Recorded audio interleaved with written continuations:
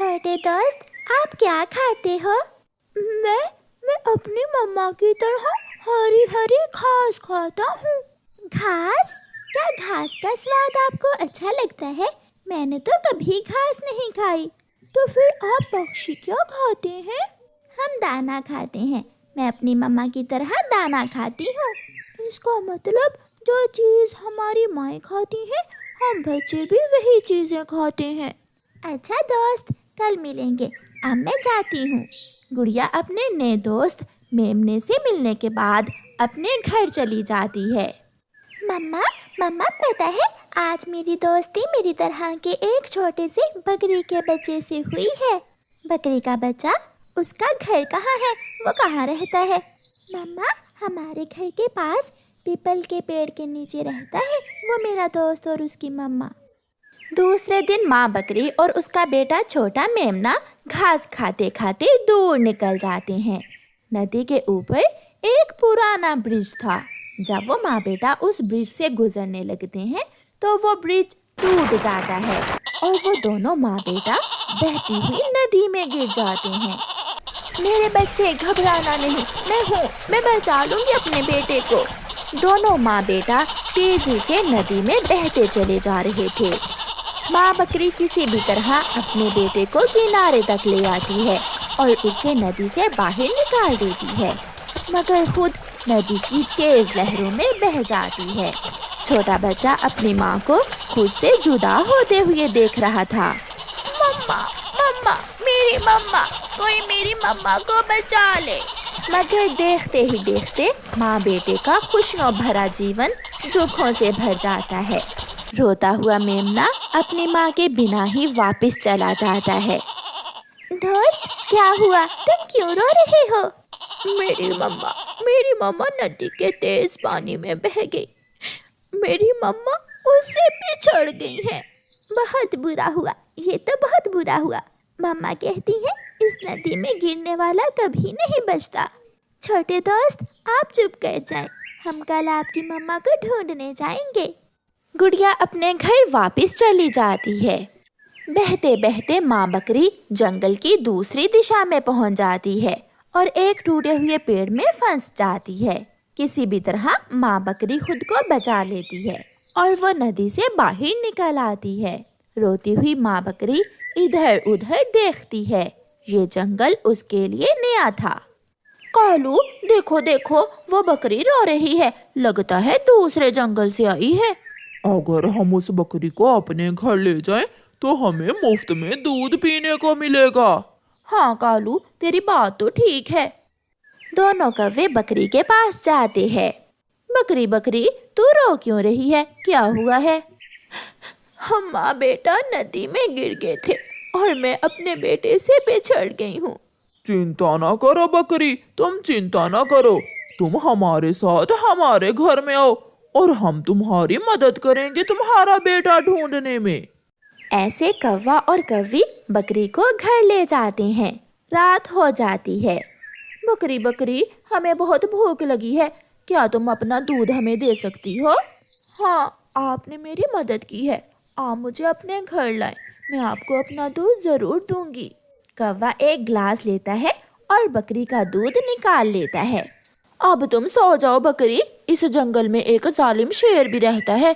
तुम हमारे घर में ही छुप कर रहना और मैं और कालू जी तुम्हारे बेटे को ढूंढ लाएंगे। कौवे और कौवी, मैं आपका यह एहसान सारी जिंदगी याद रखूंगी। आधी रात थी। बकरी का छोटा मेमना अकेला डर रहा था। जिस पेड़ के नीचे वो अपनी माँ की गोद में सर रखकर सोया करता था, आज वो वहाँ अकेला बेआसरा बैठा हुआ था। माँ, माँ, मुझे बहुत डर लग रहा है। माँ, आ जाओ। माँ, मेरे पास आ जाओ। बच्चा ऐसे रोता हुआ अपनी माँ को याद कर रहा था। मम्मा, मेरा दोस्त रो रहा है। माँ, माँ, मुझे डर लग रहा है। माँ, आ जाओ। गुड़िया बेटी, वो अभी छोटा है, मैं उसे अपने घर में ले आती हूँ। वो अकेला डर रहा होगा। फिर मम्मा चिड़िया बाहर जाती है और बकरी के छोटे बच्चे के पास जाती है। बेटा आप चिंता ना करो, 1-2 दिन में आपकी मम्मा जरूर मिल जाएंगी। आप तब तक मेरे साथ मेरे घर में गुड़िया के साथ रहो। आंटी मुझे डर लग रहा है, इसलिए तो मैं आई हूँ। मम्मा चिड़िया बकरी के बच्चे को अपने साथ अपने घर ले जाती है। गुड़िया अपने दोस्त को देखकर बहुत खुश होती है। आप मेरे साथ सो जाएं दोस्त, आज से मैं आपका ख्याल रखा करूँगी। चुप हो जाओ मेरे दोस्त। सुबह हो जाती है। कौवा और कौवी बकरी का दूध निकालते हैं और एक एक गिलास पीते हैं। क्या मैं भी आपके साथ आऊं अपने बेटे को ढूंढने? ना ना, बाहर बहुत खतरा है। अगर शेर आ गया तो वो तुम्हें खा जाएगा। मैं और मेरी पत्नी तुम्हारे बच्चे को ढूंढने जाते हैं। ऐसे कौवा और कौवी अपने घर से निकलते हैं। वो नदी के पास जाकर ठंडी छांव में बैठ जाते हैं। कालू, मुफ्त में मिलेगा दूध, अब तो हमें दाना ढूंढने की कोई जरूरत नहीं। लेकिन हमें उस बकरी को घर में ही रखना होगा। अगर उसे उसका बच्चा मिल गया तो वो हमें छोड़कर चली जाएगी। कौवा और कौवी सो जाते हैं। आप दोनों घर में ही बैठो और मैं कबूतर से कहती हूँ कि ऊंची उड़ान लेकर जंगल में देखे कि आपकी मम्मा कहाँ है। आंटी आंटी, जिस दिशा में नदी का पानी जाता है मम्मा उस दिशा में होंगी। मैं अभी जाती हूँ और शाम तक आपकी मम्मा को ढूंढकर जरूर लेकर आऊंगी। मम्मा चिड़िया चली जाती है। कबूतर भैया नदी की दिशा में देखकर आए, सफेद रंग की होगी वो बकरी। चिड़िया बहन, मैं लंबी सांस लेकर ऊंची उड़ान लेता हूँ और तब तक आप घने जंगल में जाकर माँ बकरी की खोज करें। कबूतर और चिड़िया दोनों माँ बकरी को ढूंढने लगते हैं। कबूतर ऊंचाई में उड़ता हुआ इधर उधर देख रहा था और मामा चिड़िया घने जंगल में बकरी की खोज कर रही थी। कबूतर और मामा चिड़िया शाम तक खोज करते हैं, मगर शाम होने पर दोनों नाकाम वापस लौटते हैं। चिड़िया, मैंने पूरे जंगल में देखा मगर मुझे कहीं भी कोई बकरी नजर नहीं आई। कबूतर भैया अब तो शाम हो गई है, हम कल फिर से माँ बकरी को ढूंढने निकलेंगे। वो दोनों वापस चले जाते हैं। आंटी आंटी, मेरी माँ मिली क्या? नहीं बेटा, मैंने और कबूतर ने पूरे जंगल में देखा। हो सकता है कि मेरे दोस्त की मम्मा दूसरे जंगल चली गई हो। हाँ बेटी, कल हम दूसरे जंगल भी जाएंगे। शाम को कौवा और कौवी थोड़ी घास लेकर घर आते हैं। माँ बकरी बेचैनी से पूछती है, क्या क्या मेरा बेटा मिल गया? मैं तो सुबह से उड़ते उड़ते थक गई हूँ, मगर मुझे कहीं भी तुम्हारा बेटा नहीं मिला। बकरी बकरी, अब जल्दी से घास खाओ और हमें अपना दूध दे दो। हम बहुत भूखे हैं, थक गए हैं तुम्हारे बेटे को ढूंढते ढूंढते। बकरी घास खाती है और कौवे बकरी का दूध निकाल कर पी लेते हैं। दूसरे दिन जब कौवे घर से चले जाते हैं तो माँ बकरी से रहा नहीं जाता। वो सोचती है, अगर मैं इन कौवों के कहने पर शेर से डरती रही तो मैं अपने बेटे को कभी नहीं मिल सकूंगी। मुझे जाना होगा, मुझे अपने बेटे की खोज में खुद ही जाना होगा। माँ बकरी बाहर निकलती है और घने जंगल की तरफ भागती है। वो डर रही थी, मगर उसे किसी भी तरह अपने बच्चे के पास जाना था। ऊपर आसमान में उड़ते हुए चिड़िया और कबूतर माँ बकरी को देख लेते हैं। वो रही माँ बकरी। वो दोनों माँ बकरी के पास आते हैं। हम आपको कल से ढूंढ रहे हैं। मेरा बेटा तो ठीक है ना? आपका बेटा मेरे घर में है, वो आपकी राह देख रहा है। ये सुनकर माँ बकरी खुश हो जाती है। वो सब वापस चले जाते हैं। माँ बकरी अपने बेटे से मिलकर बहुत खुश होती है और दोनों माँ बेटा चिड़िया और कबूतर को धन्यवाद बोलकर हरी हरी घास खाने निकल जाते हैं। प्यारे दोस्तों, इस कहानी को लाइक, अपने दोस्तों के साथ शेयर और चैनल को सब्सक्राइब करना बिल्कुल मत भूलना। आपका धन्यवाद। दूर किसी जंगल में रहता था एक कालू कौवा। उसकी पत्नी का नाम था गोरी और उनका एक बेटा भी था जिसका नाम जग्गू कौवा था। कौवों की अपनी जिंदगी तो चोरियां करते गुजर गई थी और अब वो दोनों पति पत्नी अपने बेटे को चोरियां करने की ट्रेनिंग दे रहे थे। शाबाश बेटा, आज तुम पहले दिन अकेले कोई चोरी करने जा रहे हो। कुछ जरूरी बातें अपने पापा से सीख लो। सबसे पहले जहाँ से माल चोरी करना हो वहाँ से थोड़ी दूर बैठकर इधर उधर अच्छे से देख लेना।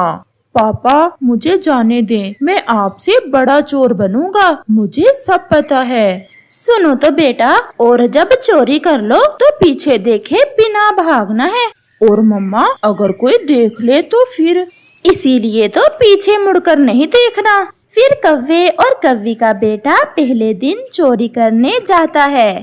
वो जंगल में उड़ान लेता है और उसकी नजर तोते के घोंसले में जाती है, जहाँ उसे मीठा और पका हुआ अमरूद दिखाई देता है। वो घोंसले से थोड़ा दूर बैठ जाता है और इधर उधर देखता है।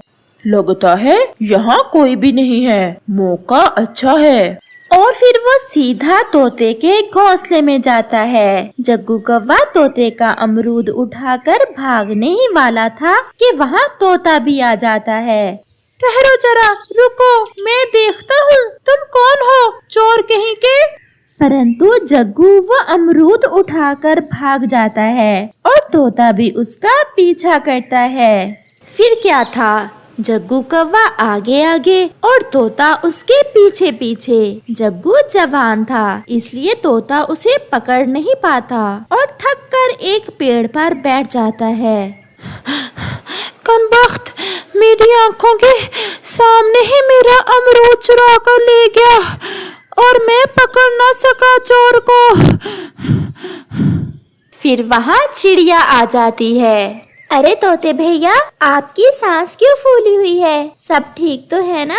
वो अमरूद मैं बहुत मुश्किल से लाया था, परंतु चोर लेके भाग गया। बहुत पीछा किया, परंतु पकड़ ना सका मैं उसे। चोर पक्षी का रंग कैसा था तोते भैया? काला, उसका रंग काला था। मुझे तो वो कालू कौवा ही लग रहा था। परंतु मैं अभी अभी कव्वे के घर के पास ही आई हूँ। कालू कौवा और उसकी पत्नी तो अपने घर में सो रहे थे और उनका बेटा जग्गू तो अभी छोटा है। तो फिर कोई और होगा। अगर एक बार मेरे पंखों में लग जाए तो छोड़ूंगा नहीं ऐसे चोर को।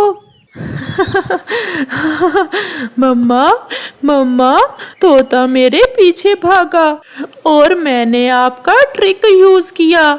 मैं भागता रहा और वो मेरे पीछे पीछे और वो थक गया। ऐसा ही करते हैं, अगर ऐसे चोरी करोगे तो तुम हमेशा बच निकलोगे। ये अमरूद तो बहुत स्वादिष्ट लग रहा है। जग्गू चलो इसे खाते हैं। एक बार मैं जाकर कव्वे के घर देख कर तो आऊं, क्या पता मेरा अमरूद मिल जाए। ऐसा सोचते हुए तोता कव्वे के घर की तरफ आता है। क्या बात है बड़ी नाक वाले तोते, कैसे आए हो? आज मेरे घर में चोरी हो गई, एक चोर मेरा अमरूद चुरा ले गया है। तो फिर हम क्या करें? वहाँ तोते का अमरूद तो था नहीं, क्योंकि अमरूद तो कौवों ने खा लिया था, इसलिए तोता डर जाता है। मैं तो आपको बताने आया था कि आप भी अपने घोंसले का ध्यान रखना। कोई काले रंग का चोर फिर रहा है जंगल में। भागो यहाँ से, बड़ा आया काला रंग बताने वाला, हरे रंग का नहीं हो सकता वो चोर। तोता कौवों से डरते वहाँ से चला जाता है। जंगल में रात भी हो जाती है। जग्गू कौवे के मम्मा और पापा सो जाते हैं। आज रात कोई बड़ी चोरी करके क्यों ना मम्मा पापा को सरप्राइज दूं। मैं आज रात चिड़िया के घर जाता हूँ और उसका सारा भोजन उठा लाता हूँ जो उसने बारिशों के लिए जमा कर रखा है। ऐसा सोचते हुए जग्गू कौवा अपने घर से निकलता है। वो खिड़की में से चिड़िया के घर में देखता है तो मम्मा की पक्की दुश्मन चिड़िया आंटी सो रही है। मैं आज चिड़िया आंटी का सारा ही भोजन चुरा लूंगा। फिर जग्गू चिड़िया के घर में जाता है। वो चिड़िया का सारा ही भोजन उठाकर एक साथ रखता है और उसे बांधकर वहाँ से भाग जाता है। सुबह हो जाती है और चिड़िया की जब आंख खुलती है तो अपने घर में भोजन ना देख वो रोने लग जाती है। मेरा भोजन कोई चोर मेरा सारा ही भोजन चुरा ले गया। जालिम ने एक दाना भी नहीं छोड़ा। कितनी मुश्किल से वो भोजन मैंने बारिशों के लिए जमा कर रखा था। मैं जाकर कबूतर भैया को बताती हूँ। अरे भोजन कहाँ से आ गया हमारे घर में? गौरी, कहीं तुमने तो नहीं चुराया किसी का? इतना भोजन कहाँ से आ सकता है? जग्गू कौवा जो रात जागता रहा था अभी तक सोया हुआ था। जग्गू उठो उठो जग्गू। जग्गू कौवा भी उठ जाता है। जग्गू, ये इतना भोजन कहाँ से आया? मम्मा, जब रात आप सोए थे तो मैं चिड़िया आंटी के घर से चुरा कर लाया था। ओ तेरी, तुम तो जग्गू हमसे भी बड़े चोर बन गए हो। आज तुमने साबित कर दिया है कि तुम हमसे बड़े चोर हो। ये भोजन ज्यादा है, मैं इसे कहीं छुपा देती हूँ। अगर चिड़िया यहाँ आ गई तो उसे पता चल जाएगा। फिर गौरी कौवी उस भोजन में से कुछ भोजन लेकर छुपाने चली जाती है। मेरे ख्याल में ये काम कौवों के अलावा और कोई नहीं कर सकता। कबूतर भैया, मैं तो सोई हुई थी। हम कैसे कौवों पर इल्जाम लगा सकते हैं? हमने देखा भी तो नहीं है कौवों को चोरी करते हुए। गौरी कौवी भी चोरी किया हुआ भोजन छुपाकर चिड़िया और कबूतर के पास आ जाती है। चिड़िया, क्या हुआ? क्यों ऐसे रो रही हो? चिड़िया रोए ना तो और क्या करे? कोई चोर आज रात चिड़िया का सारा भोजन चुरा ले गया है। मेरी किसी से क्या दुश्मनी? फिर उस चोर ने मेरा घर ही क्यों चुना? मैं तो अपनी माँ के पास गई हुई थी। होगा कोई चोर, मुझे क्या पता। ऐसा कहते हुए गौरी कौवी वहाँ से चली जाती है। पेट देखा था इसका, खा खा कर कैसे फूला हुआ था। मुझे तो इसी पर शक है, या फिर इसका पति कालू कौवा। इनके अलावा हमारे जंगल में कौन चोरी कर सकता है? ऐसे ही कुछ दिन गुजर जाते हैं और फिर एक दिन जंगल में चील के बेटे की शादी थी। सभी पक्षी शादी में चील की दावत खाने आए हुए थे। कालू जी, देखें तो चील के पास कितने सुंदर सुंदर कंगन हैं और एक तुम हो कि कभी मुझे कोई ऐसा गहना नहीं लेकर दिया। ये कंगन बहुत कीमती हैं। इतने पैसे मेरे पास नहीं कि मैं तुम्हें ऐसे कंगन लेकर दे सकूं। जग्गू बेटा अपने मम्मा पापा की बातें सुन रहा था। क्योंकि उसने नई नई चोरियां शुरू की थी, इसलिए उसे तो ऐसे काम करने में बहुत मजा आ रहा था। और फिर जब शाम को कौवा और कौवी अपने घर जाते हैं तो जग्गू अपनी मम्मा से कहता है, मम्मा, आज रात मुझे अपने दोस्त से मिलने जाना है। दोस्त से मिलने जाना है या कोई नई चोरी करने? मेरा बेटा तो अब बड़ा चोर बन गया है। नहीं मम्मा, मुझे अपने दोस्त से मिलने जाना है। परंतु रात को घर से बाहर जाना मुझे कुछ ठीक नहीं लग रहा। पापा, आप भी तो कई बार घर से बाहर रहते हैं रात को।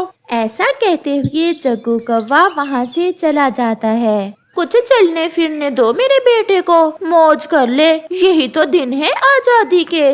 जग्गू कौवा एक पेड़ पर बैठ जाता है और रात होने का इंतजार करने लगता है। और फिर जैसे ही रात होती है जग्गू कौवा वहाँ से उड़ता है और चील के घर की तरफ जाता है। आज तो बड़ी चोरी होगी। आज मैं भोजन के अलावा कुछ और भी चुराऊंगा, और वो है चील के कंगन, और मैं अपनी मम्मा को आज खुश कर दूंगा। फिर जग्गू कौवा चील के घोंसले से वो कंगन उठा लेता है और जैसे ही वो भागने लगता है चील की आंख खुल जाती है। वो उसे पकड़ लेती है। चोर कहीं के, मैं देती हूँ तुम्हें अपने कंगन।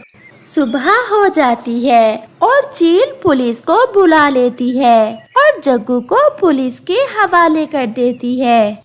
इसे ऐसी सजा देना कि फिर कभी ये चोरी ना कर सके, कौवा कहीं का।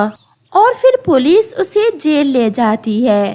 कौवे और कौवी तक भी खबर पहुंच जाती है। गौरी बहन, सुना है जग्गू किसी बड़ी चोरी में पकड़ा गया है। मेरा छोटा सा बेटा कैसे जेल में रहेगा? मैं मर जाऊंगी अपने बेटे के बिना।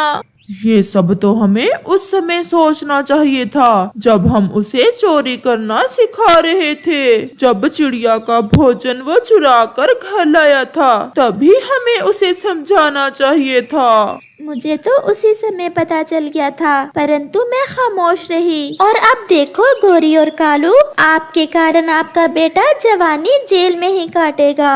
और फिर जग्गू कव्वे को 2 साल जेल की सजा हो जाती है। अगर मेरे मम्मा पापा ने मुझे चोरियां ना सिखाई होती तो आज मैं भी आजाद पक्षी होता।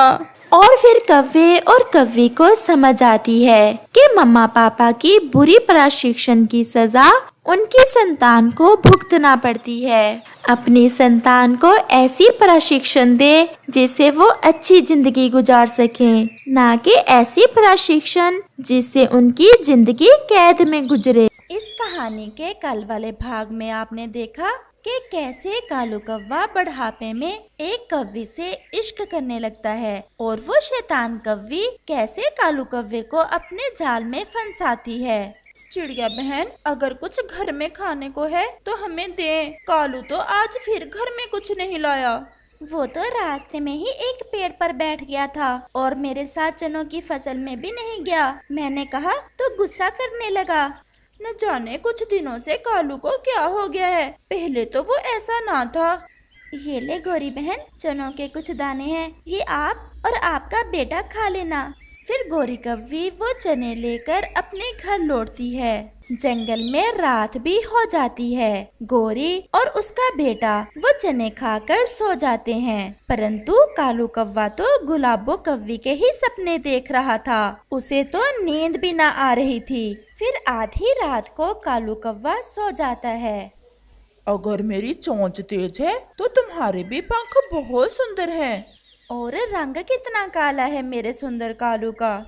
मुझे पहले किसी ने ऐसा नहीं कहा। मुझे पहले किसी ने ऐसा नहीं कहा।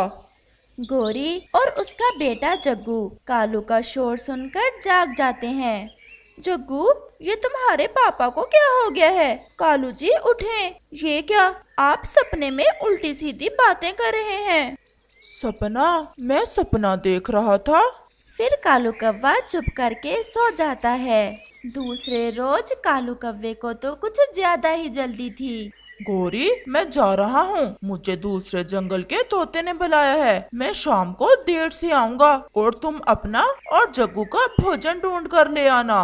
परंतु कालू जी, इससे पहले कि गोरी कुछ कहती, कालू वहाँ से चला जाता है। उसे आज गुलाबों के लिए मकई का भुट्टा लेकर जाना था। वो सोच रहा था कि वो मकई का भुट्टा कहाँ से लेकर जाए। फिर कालू उड़ता उड़ता कबूतर के घर आता है। कबूतर जी, आपकी भाभी गोरी के पेट में दर्द है और वैद्य जी ने बताया है कि गोरी को मकई के दाने खिलाओ। क्या मकई का भुट्टा किसी से मिल सकता है? मेरे पास है, मैंने तो भोजन खा लिया है। आप ये जल्दी जल्दी से ले जाएं और गोरी भाभी को दें ताकि वो जल्दी जल्दी ठीक हो जाएं। कबूतर का ऐसा कहना था कि कालू तो कुछ सोचे बिना वो मकई का भुट्टा लेकर वहाँ से दौड़ता है। मेरे काले कालू जी, आज रात मैंने सपना देखा। मैंने देखा कि मेरा कालू और मैं झरने पर बैठे हुए मिठाई खा रहे हैं। मैं भी सारी रात सो नहीं पाया, आपको ही सपनों में देखता रहा हूँ। फिर तो फंस गया है कालू मेरे जाल में। क्या कहा गुलाबो? कुछ नहीं, मैंने कहा आप कितना ख्याल रखते हो मेरा। मैंने एक बार कहा और कैसे आप मेरे लिए मकई का भुट्टा ले आए। मैं तो पूरा खेत ही लाने वाला था। बस इतना ही काफी है। अब कल झरने पर बैठकर मिठाई खाएंगे, परंतु मिठाई मिलेगी कहाँ से? आपका कालू मिठाई का ढेर लगा देगा, कल तो आने दो। मेरे सुंदर कालू जी, थोड़ी ज्यादा ही ले आना। वो मेरा नौकर है ना, उसे भी मिठाई बहुत पसंद है। मैं ले आऊंगा। फिर कालू और गुलाबो ऐसे बैठे गप्पे लगाते रहते हैं। चलो चिड़िया, गोरी को देखकर आते हैं। बहुत दर्द हो रहा है गोरी के पेट में। कालू अभी अभी मुझसे मकई का भुट्टा लेकर गया है गोरी को देने के लिए। मुझे तो नहीं पता, जरा चलो तो जाकर देखते हैं। फिर कबूतर और चिड़िया गोरी के घर जाते हैं। गोरी उन्हें रास्ते में ही बैठी दिख जाती है। वो दोनों वहाँ जाते हैं। अब कैसी हो गोरी बहन? पेट का दर्द कुछ कम हुआ मकई खाने से? मुझे क्या हुआ है, मैं तो ठीक हूँ, मेरे पेट में तो दर्द नहीं था। ये सुनकर कबूतर और चिड़िया तो हैरान हो जाते हैं। फिर कालू ने झूठ क्यों बोला? क्या कह रहा था कालू? वो तो सुबह से तोते से मिलने दूसरे जंगल गया हुआ है। वो कबूतर से मकई का भुट्टा लेकर आया था तुम्हारा नाम लेकर, और कह रहा था कि गोरी के पेट में शदीद दर्द है। ये सुनकर गोरी तो सोच में पड़ जाती है। घर तो वो भोजन लेकर आता नहीं, फिर ये भोजन लेकर जाता कहाँ है? कबूतर और चिड़िया, मुझे तो कोई चक्कर लग रहा है।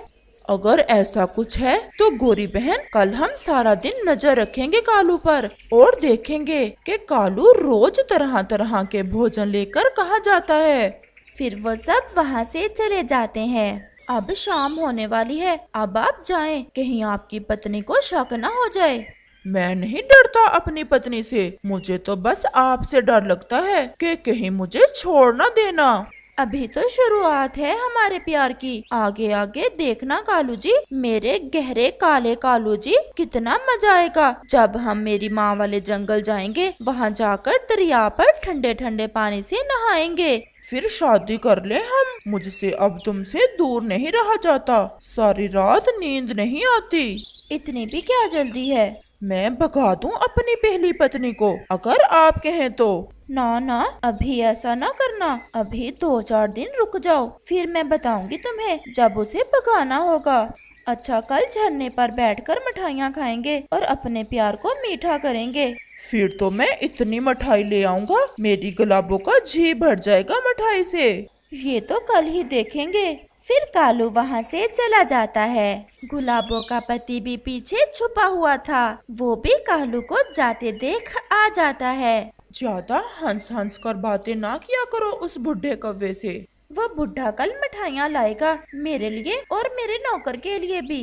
मिठाइयाँ खाने के लिए ही तो उस बुढ़े कव्वे को उल्लू बनाया हुआ है हमने। अब 2-4 दिन में अगले शिकार पर निकल जाएंगे हम। ऐसा बुढ़ा पागल कहीं और से नहीं मिलेगा, अभी कुछ दिन और इसे उल्लू बनाते हैं, फिर चुपचाप यहाँ से अगले जंगल निकल जाएंगे। रात को कालू लेटा हुआ था, वो तो अपने परिवार से पूरी तरह बेखबर था, वो तो पागल हो चुका था। कालू जी, कितने दिन हो गए, अपने बेटे से भी प्यार नहीं किया आपने, क्या कोई परेशानी है? मुझे तंग ना करो, पहले ही मेरे सर में दर्द है। कबूतर से मकई का भुट्टा किसके लिए मांग कर ले गए थे? तेरी माँ के लिए। चुप करती हो या लगाऊं एक? मैं तो चुप ही हूँ, परंतु मैं भी एक मम्मा कवि हूँ, मुझे सब पता है कि तुम इतने बहके बहके से क्यों रहते हो। कौन है वो? अगर इस घोंसले में कुछ दिन गुजारने हैं तो चुपचाप सो जाओ।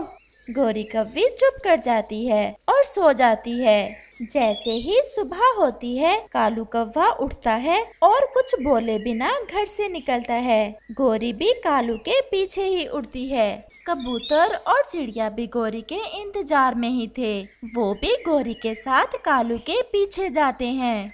पक्षी जी, मुझे 1 किलो मिठाई दे दें, मेरे पास देने को कुछ नहीं है, मैं अपने ससुराल जा रहा हूँ, वापस लौटते समय मैं कीमत दे जाऊंगा मिठाई की। मैं उधार करता तो नहीं हूँ, परंतु कालू जी आप बुढ़े कव्वे हो, मैं आपका विश्वास करता हूँ। फिर कालू जी वहाँ से मिठाइयाँ लेकर झरने की तरफ जाता है। मेरी गुलाबो, देखो तो लड्डू, ढेर सारे लड्डू लाया हूँ मैं आपके लिए।